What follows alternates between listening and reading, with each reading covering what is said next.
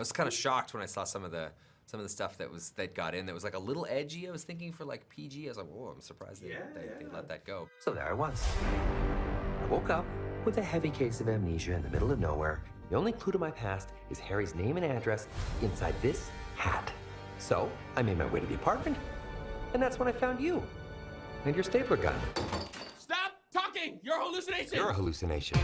Congratulations on the movie. Thank you. It's so cool to see you be a part of this. You got a May track record now. You're like how Will Smith was Mr. July. Oh yeah, you're Mr. right? May now. Standing in the shadow of the Avengers twice in a row. I don't know why I keep putting myself in that position. What got you involved in this project, and how much about Pokemon were you into prior? Okay, the first part of the question, usual kind of channels, but not that usual. They actually took a sort of a fully rendered CGI version of Pikachu and then paired my voice to it from another movie, and that was a trip to see. And this is without the motion capture yet. So right. like now when I see Pikachu talk, I have like uncanny valley. I see my actual facial expressions in there, and it's just super weird. But you know, then I had to learn a lot about the universe and about how, you know, obviously Pokemon is this worldwide phenomenon and this huge cultural footprint. So I had to kind of take a pretty quick tutorial of that because I knew of Pokemon, and I knew of Detective Pikachu, but I didn't know all the nuance and the details. How excited were you to be a part of this? Like, were you both Pokemon fans prior to? Yeah, I was a huge Pokemon fan. I had all the original cards, and I played Pokemon Gold was the first game I had on Game Boy Color. I watched the anime. I had Pokemon Stadium, Pokemon Snap, Pokemon Crystal. I had like figurines of Pokemon. Oh man, huge fan. Yeah, there's a scene where you threw out a couple of attack moves in the movie, and I was like, he said that before. I mean, you're a good actor, but I was like, that felt real natural coming out. There was a line in the movie where I talk about Magikarp, and it was actually a line that I improvised because I remember. It's like something about like Magikarp is useless or something like that. Because I remember growing up and being like, the Magikarp is the worst. You can't do anything. But I'm a dad. I have 2 kids, a 12-year-old son, 10-year-old daughter, and they're huge Pokemon fans. So I was sort of familiar with it as a parent. And you know, it was streaming on Netflix, so they binge watched it. So it was always on. You can't escape it. You can't escape it. My credit card couldn't escape it. I was buying this stuff like endlessly. What is going on here? Yeah. And it's huge. Did they give you any show notes? Did he like where they check into the scripts with crayons and pencils? And yeah, they still are. They're texting me right now. I'm not joking. They're in the other room. They're like, that was pretty good. That was good. You should try to sit up.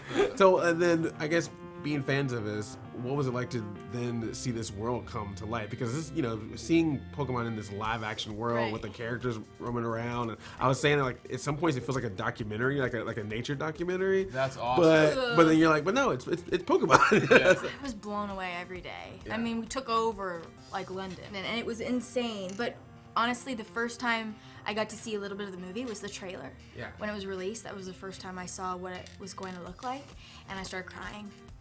And I don't know why. I don't know if it was because I was in it or if it was, but I really think it's just because it was good. Magical. It was magic, yeah, the idea was to bring Pokemon to life. The idea was to try something that hasn't been done with in the Pokemon canon before, which is a live-action movie. And how do you make them photoreal? And the wish fulfillment of could they actually exist, and building out not just all the Pokemon, but a world that feels real, but doesn't exist anywhere on Earth, and so that was it, and you know, just a lot of choices, a lot of aesthetic choices to shoot, you know, location based, shoot on film, shoot with old lenses, give it, you know, a gritty, real feel, and then introduce these almost cartoon shapes that are alive into it. It just all blended together. So that was it. I'm sure you may have known some people who are Pokemon fans, and they're like, "Hey, man." Yeah, people are right for us. Pretty serious about it, and you know, I think this the aspect of this film where they really stuck the landing, I think, is that it's kind of wish fulfillment in a way, because there's so many people that at least I've noticed that there's so many people who, when they were younger, you know, dreamt of what it would be like to have their own Pokemon, like to see their Pokemon in real life. And this movie sort of is a wish fulfillment aspect where you're seeing them and it's photorealistic. So it's sort of like a dream come true for some people. At least those are the people I've talked to are like, it's crazy. They're saying, it's like being invited into a whole new world. I remember being a kid and like going on the internet and looking at fan art of what Pokemon would look like realistically. So this is kind of like, it's just super, super cool that this is happening. I mean, that they've made a movie. Yeah. Regardless of the fact that I'm in it. But like, just the fact that they made this movie is really cool. What do you think that people enjoy that maybe aren't hardcore Pokemon fans? Obviously, the hardcore fans, we have the deep cuts. What do you think would be good for the casuals and people who are new to this franchise? Well, at the center of the movie is a really human story about a young man trying to reconcile his relationship with his father. And that was really important to me, that it wasn't just like, it wasn't just like, this is Pokemon and like, look at all the Pokemon, they look so cool. Like that there was a narrative to it and that there was something to relate to. Well, I hope that, obviously I want the hardcore fans to be pleased, and we worked really hard on that with the Pokemon Company and the original creators. So, we paid a lot of attention to that. Yeah. But for the uninitiated, the movie has a lot of heart, and it's emotional, and it's a real journey for Tim Goodman, our main character, and we put a lot of time and effort and care into crafting a human story. Yeah, it works great for people who don't know that much about Pokemon, and that's just that's just smart filmmaking. That has nothing to do with me. That's like our great crack producing team and Rob Letterman. But you feel like you're maybe like some of your jokes and humor and just sort of that dynamic between you and Justice Smith, that kind of stuff. That stuff I loved. I mean, that stuff I think that's sort of why they hired me, was I just get to go play. I mean, my job was weird though. I mean, I'm 99% of what I did is in a motion capture studio. The first 3 days of shooting, I was just on set, just to kind of feel what Justice would be doing and what Kathryn would be doing, and mostly to just learn them a little bit, and they were doing the same for me. And then the rest of it was just motion capture studios.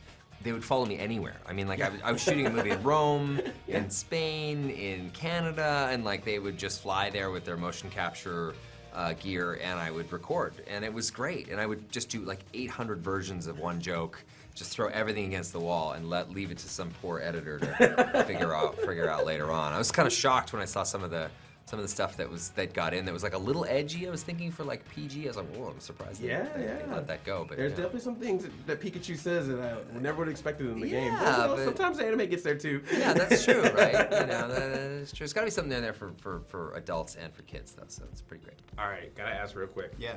If you could bring in one celebrity to voice a Pokemon, but they have to do it traditional style, so not like Ryan Reynolds, like you gotta do like just the name of the Pokemon. Who would it be and who would they voice? I mean, I love the idea of taking, the most powerful, superhuman actor ever to do the cutest Squirtle. So, Dwayne Johnson doing some Squirtle, and that would be hilarious. I would really like to see Reese Witherspoon as a Pokemon. Yeah. Which one? Which one? Charizard. Yes! Yeah. Could you imagine? I can see it. Reese, please. Like Vin Diesel. Vin Diesel? Vin Diesel is like Totodile or like it's something small like that. Clefairy.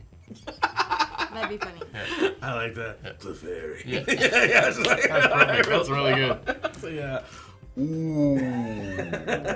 I'd get like Will Smith to voice the Torterra. Yeah. I think that would be like really good. Yeah. Right? Or Hugh Jackman to voice Squirtle. Yes. I can see it. I like it. I like it.